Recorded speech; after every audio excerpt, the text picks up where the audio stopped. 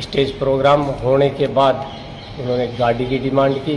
गाड़ी के पैसे मेरे पास थे नहीं, शादी कैंसिल कर दी और दूल्हा भाग गया बैटरी गाड़ी में। लड़की के जो बारात आई थे उसको ठुकरा के और ये हमारी लड़के वालों की इज्जत उतार के चले गए। उसकी सिस्टर ने, दूल्हे के पिता ने ये कहा कि हमें फॉर्च्यूनर गाड़ी चाहिए दहेज में। यहाँ के खिलाफ लोगों का ताला मुंह कर देना चाहिए बने। और जयमाला को प्रोग्राम है वो चाल रहे हो, बारात एक तरफ ना। गांव में अब शहर जैसी शिक्षा का अनुभव। आपका स्वागत है रविंद्र बाल निकेतन उच्च माध्यमिक स्कूल छमरा में, जहां 100% परिणाम और बेस्ट क्लासरूम जैसी सुविधाएं आपको देती है। उज्जवल भविष्य की guarantee, expert faculty, fully secure campus और सुविधा, सब कुछ एक ही जगह। आज ही प्रवेश ले। रविंद्र बाल निकेतन उच्च माध्यमिक स्कूल छमरा। थाना गुड्डागोड़ जी के भोटकी ग्राम से निकल कर आ रही है।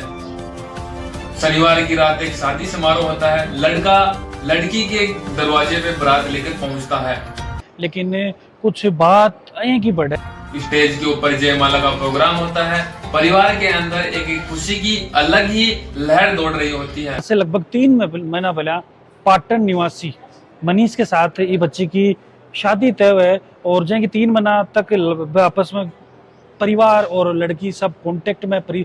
इसी दौरान लड़का लड़की वालों के सामने फॉर्च्यूनर गाड़ी की मांग रख देता है। बचोले के अंदर भी राशि बढ़ाने की मांग रखी। रमेश जी पाटन के, उनका लड़का नीतीश जी के साथ सगाई की थी और सब लेन देन कर दिया, नेकचार हो गए और फिर शादी पक्की हो गई। उसके बाद बारात लेके आ गए यहाँ और बारात लेके सारा काम हो गया, जिमण हो गया, तो स्टेज का प्रोग्राम हो गया सारा। और फिर स्टेज प्रोग्राम होने के बाद उन्होंने गाड़ी की डिमांड की। गाड़ी के पैसे मेरे पास थे नहीं, शादी कैंसिल कर दी। इस बात से नाराज होकर लड़की का पिता होता है जो इस मांग को साफ इनकार कर देता है। इसी के चलते लड़का है जो शादी से साफ इनकार करके पीछे हट जाता है। शादी का सब माहौल होता है पूरे परिवार के अंदर 1 मिनट के अंदर बिखर जाता है।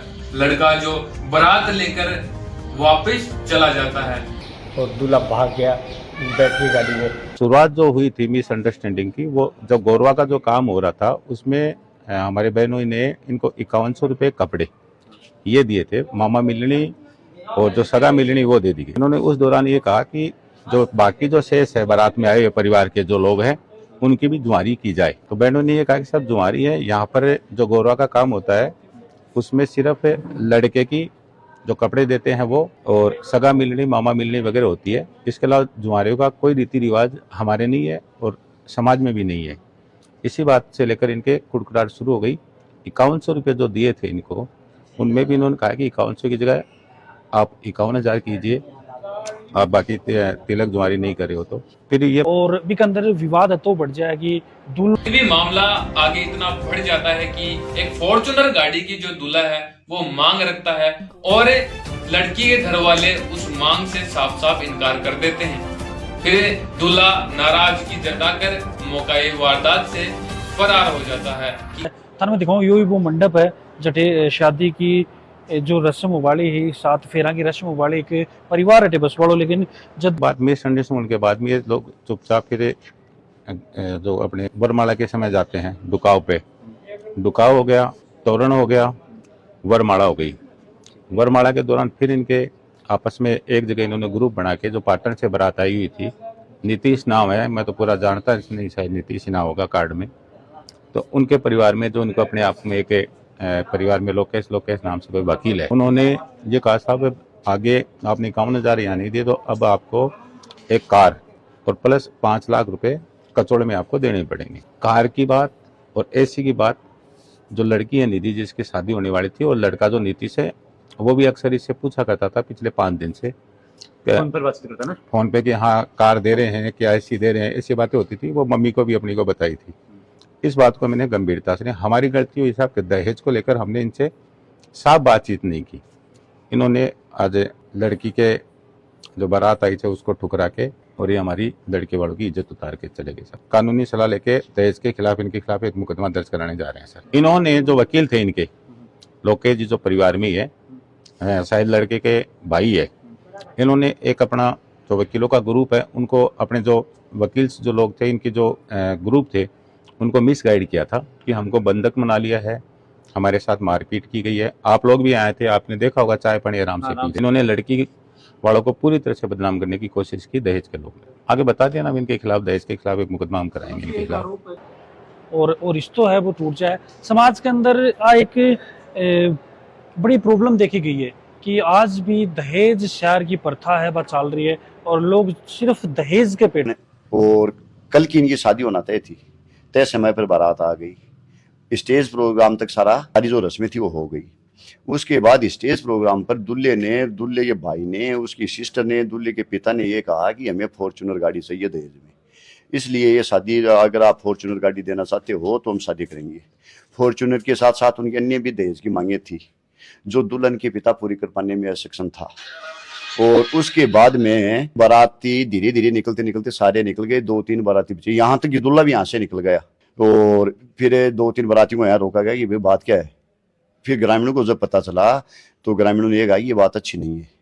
उसके बाद में हमने सुना है कि समझौता हो गया है कि जो जैसे भी हो उनके समाज का है, उस मामले में हम जाना नहीं चाहते हैं।